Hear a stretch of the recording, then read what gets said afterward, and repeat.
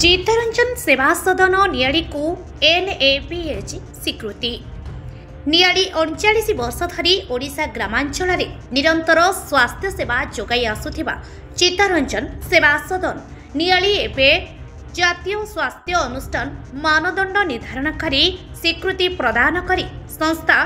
NABH national accreditation board for hospitals and health care providers NABH द्वारा स्वीकृति पाई। एकाधिक परीक्षा NABH निर्देशनावली अनुसायी कार्य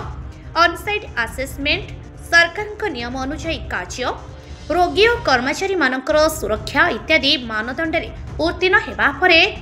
प्राय 2 वर्षर प्रयास पर चित्तरंजन सेवा सदन नियाड़ी एही प्रख्यात संस्थार स्वीकृति पाई। एहाद्वारा रोगी मानकु गुणात्मक और उत्तम चिकित्सा सेवा रोगी और कर्मचारी सुरक्षा त्रुटिविहीन सेवा उत्तम और परिष्कार परिच्छन्न परिवेश अभियोग अनुसायी नीतिगत कार्यानुष्ठान व्यवस्था चिकित्सा पई अपेक्षा समय ह्रास इत्यादि गुणात्मक उन्नति संभव होईछि।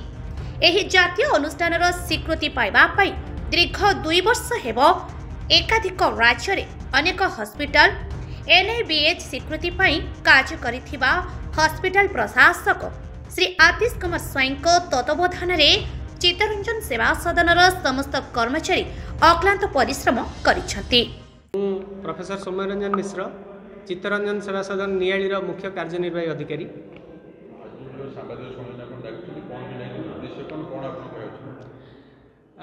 आम अंचल नियाड़ी अंचल आखपाख अंचल तो यहाँ निहाती प्रथम हुए तो ओडिशा ग्रामांचल यहाँ प्रथम छोट स्वास्थ्य अनुष्ठान जी कि गोटे जातीय स्तर NABH एक्रेडिटेशन पाइला। एटा लोक मानक पाखरे पहुँचवा दरकार साधारण जनता मानक पाखरे पहुँचवा दरकार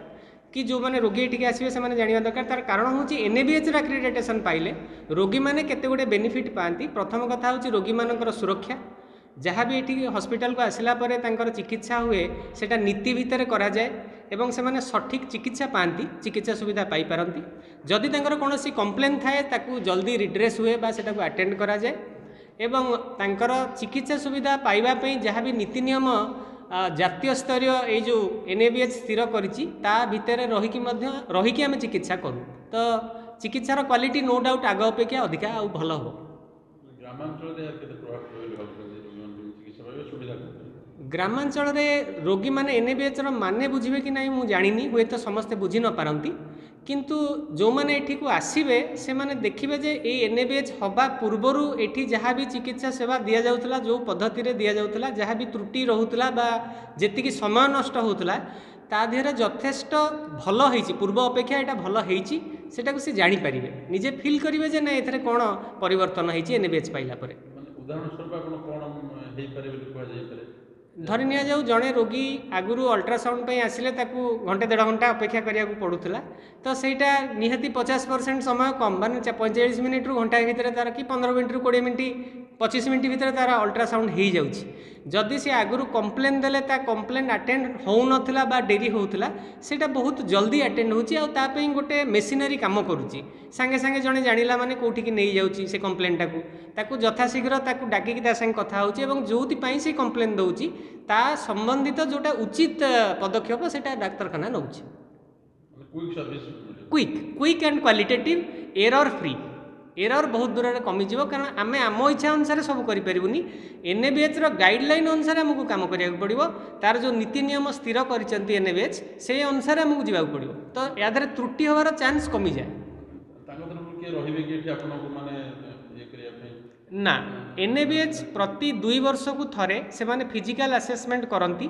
एवं प्रत्येक काम आम जहाँ करूँ तार डॉक्यूमेंटेशन आम करके रखू एमती नुह आम जहाँ कलु लिखबनी प्रत्येक जिनस आम डॉक्यूमेंट करूँ से माने 2 वर्ष को थरे जो ये आसवे पुणी थे रिन्यूअल बेले से माने जेबे देइथिले सर्टिफिकेट सेबे ठारू एपर्यंत भितर जहाँ आम काम करूँ से कागज को ये निरीक्षण करेंगे जदि आम ठीक भाव में करूँ ताहले आमर रिन्यूअल हम ना जदि आमर कैंसल हो NABH से भय मध्य आम मनरे पछरे थाए जे आम कि आम द्वारा किसी नीति नियम बाहर को जाई काम न हो। नियाळीरू काळंदी चरण स्वाईंक रिपोर्ट लिव लाइव ओडिया।